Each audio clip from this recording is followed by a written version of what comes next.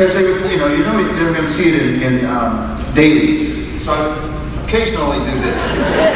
But so the next time you watch the show, watch everybody. How Robbie was the most creative. He would do things like.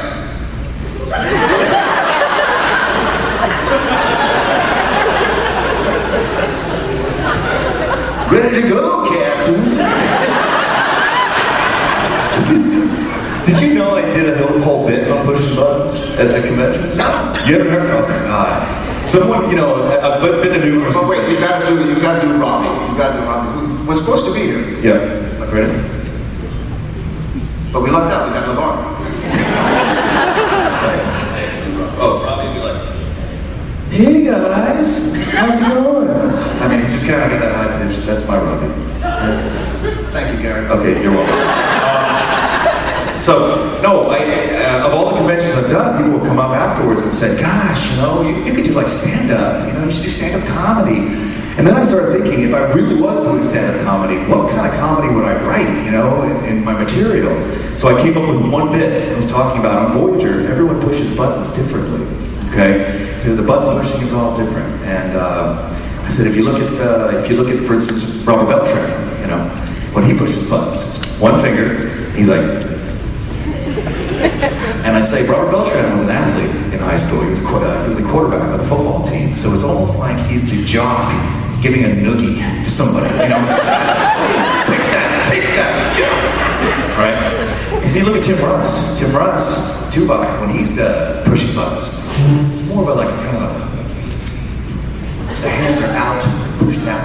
It's like almost like either a concert pianist or he's shooting basketball. He's about to bounce and go. And I say, you look at Jane when she's pushing buttons, it's more like this.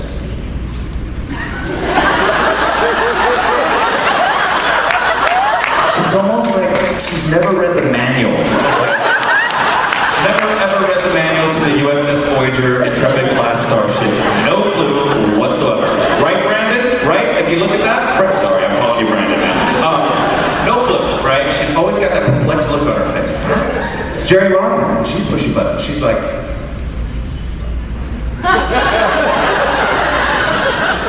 almost like she's getting a manicure. And then I said, if you look at Robbie McNeil, when he's sitting there in the front, Tom Harris, he's more like this.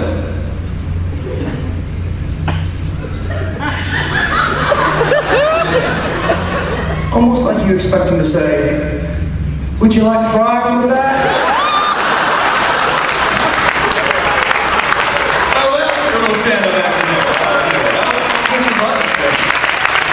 Well, that was kind of hard. And for me, I did not know, as an actor on Voyager, I remember I called the front office and I said, listen, send me six copies of Next Generation episodes. They're like, why? I said, because I want to watch them push buttons. I'm a thorough actor. I want to be able to push buttons correctly on this show, okay? He's like, you've never seen Next Generation? I go, look, all right. So I went into the whole story. I said, yes, I've seen Next Generation, but I'll tell you what happened. When I was in college, Next Generation came on. It was the first season. I turned on the show. I was very excited. I've always been a sci-fi fan my entire life. So I turned on the show expecting to be wowed and become a huge fan. Well, the episode that they aired is commonly agreed upon by all writers in the Star Trek history to be the worst written episode of Star Trek. It was called Code of Honor. Oh, holy moly. Okay, so I'm watching that episode and I see that whole thing where the away team goes down to the planet and there they go. They're trying to give a gift to Picard. Tasha Yar grabs the guy and flips him on the floor. The guy says, hey, it was just a gift. And then Picard goes, I'm sorry, but that's my security chief had to da-da-da. And so the guy looks up at Picard and goes, your security chief is a woman? Which is the title of the Tasha Yar panel later. I painted that. So I thought, man, this episode stinks. Okay, you agree with that, right? Oh, God. Oh, so I turned it off. I was like, this is garbage. Okay. So then, 6 months later, I turned it on. I'm going to give it try number 2. And then all of a sudden it flashes across Code of Honor. I tried to then watch it a year and a half after that. I turned on the TV, and yet again, Code of Honor repeated for the 3rd time. So at that point, I said to myself, man, this is not meant to be. God is telling me, do not watch Next Generation. This is not the show you're supposed to watch.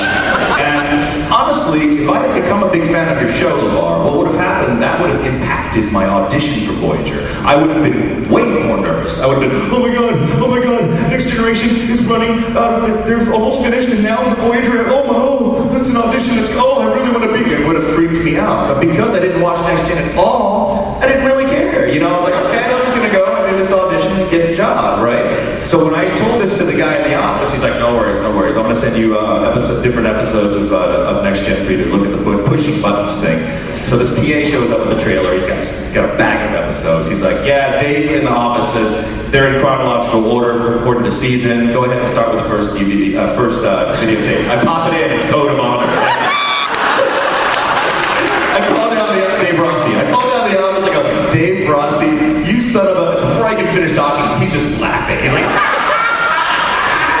flipping out. So there you go. That's why I never watched your show back in the day. Yeah, you do? That's why Denise quit, right? Yeah. Next question.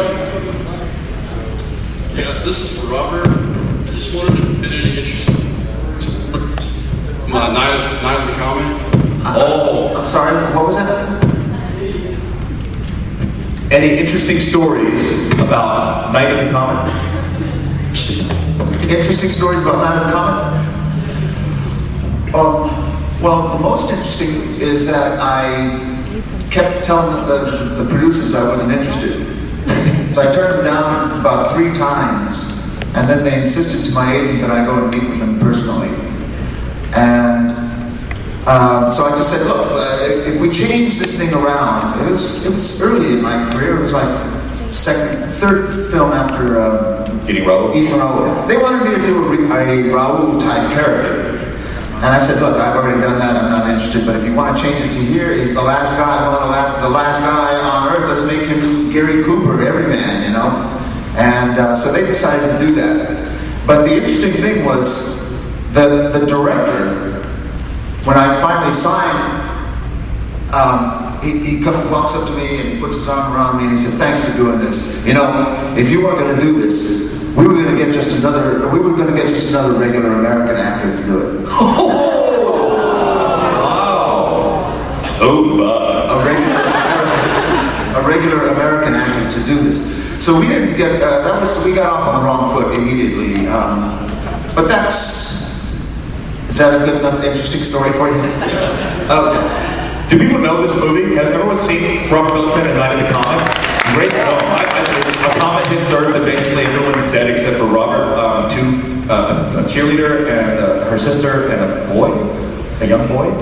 2 young and a young girl. Yeah, great film. I liked it a lot. You saw when you were a kid? Yeah, I did.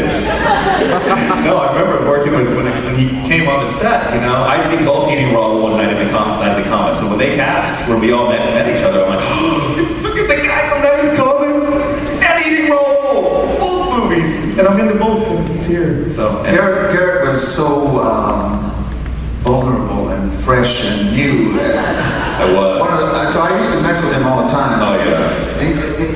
He came up to me early, like in the second week, he goes, so what else have you done besides Eating Raoul? And I said, well, Garrett, you may not know this, but I was one of the original members of Los Lobos. He goes, really? But I never saw you with them. And I said, no, this is way back when we were still called Los Lobos of East LA. And he, for months, went around telling, did you know that Robert was in Los Lobos? I told everybody that. I didn't know that he really swallowed the story, you know? So, I think we were talking to another person, and he said, you know, Robert was in with the original Los Lobos. And I said, Garrett, no, that's a lie. I was just kidding you, Garrett. He was devastated. It was rough. Devastated. I was so upset. I remember that. I have a quick question. Where's Megan Harlow? Is Megan Harlow? There she is. Did you just Twitter? Yes, she did. She did. What she said? She says, and I'm watching LeVar Burton on stage right now. Awesomeness. Awesomeness. Jeremy Stevens. There you are. What's up, Jeremy? What did he he say? Jeremy said, I'm here in the room watching. Great to see you in person. Wow. Anyone else? Evan Brack. There's Evan. Whoa. What up, Evan? Watching your panel at DragonCon. And NP, initials only. NP. Oh, okay. She says, is tweeting in the middle of a panel, so I am too.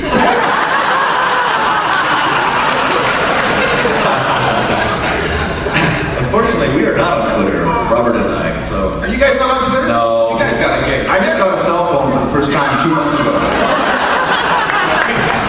Robert Belcher did not have a personal computer until way after the... How long was it? I got my first computer like in 1998 or something. Yeah, really late, so, you know. But he's getting more. I wish I'd never gotten one. He's surfing all the time. Yes, next question. Hi. First of all, welcome to DragonCon. Thanks for coming. Secondly, most actors and actresses, especially when they start out their careers, tend to live in a bit of not isolation, but obscurity. Did you guys ever feel like that when you started out in your careers? And now that you've been cast inside it, which is obviously a show that's popular all over the world, I would say, what was it like to sort of suddenly see yourself in France, England, Germany, Australia? What's that like? I would say, how have you dealt with that kind of success? My first audition was for Roots, and a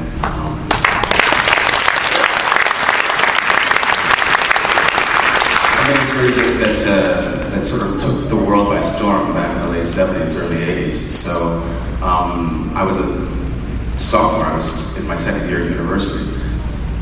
So I never really did the obscure thing.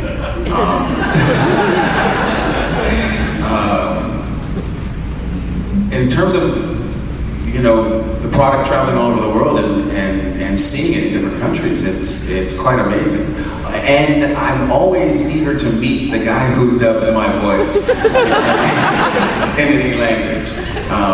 That happens now and again. You actually get to meet that person, and I think it's pretty cool because they really do look for somebody who expresses that energy, that personality, and look, I'm living a dream. I'm living a dream. You will never hear me complain about my life. I wake up every morning and I'm just so grateful I get to be me.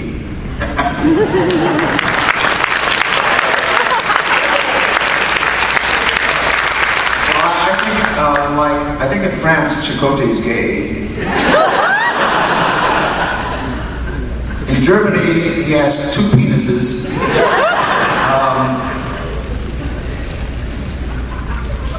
Thank you. In Finland, he's a drunkard. Okay. The Germans are the most precise with their voiceover, by far. They sit there, they look for somebody with the same pitch, the same tone, the same pacing, everything.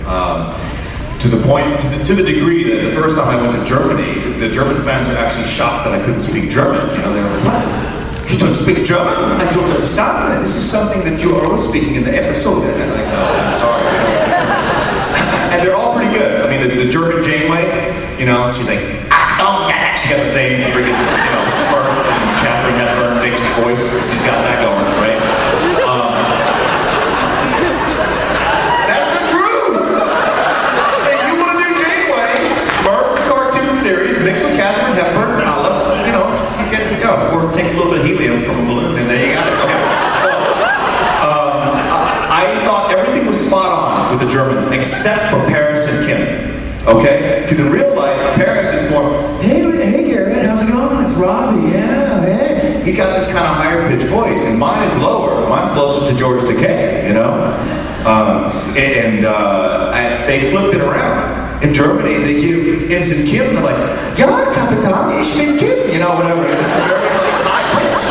And the Paris one is like, Paris. I'm like, what? So I kept thinking, all right, does this have to do with like Aryan race thing, where they're sitting there going, okay, the blonde guy cannot have as high a voice as the ethnic man. We have to have the one that is closer to alien, to have a low, very imposing and strong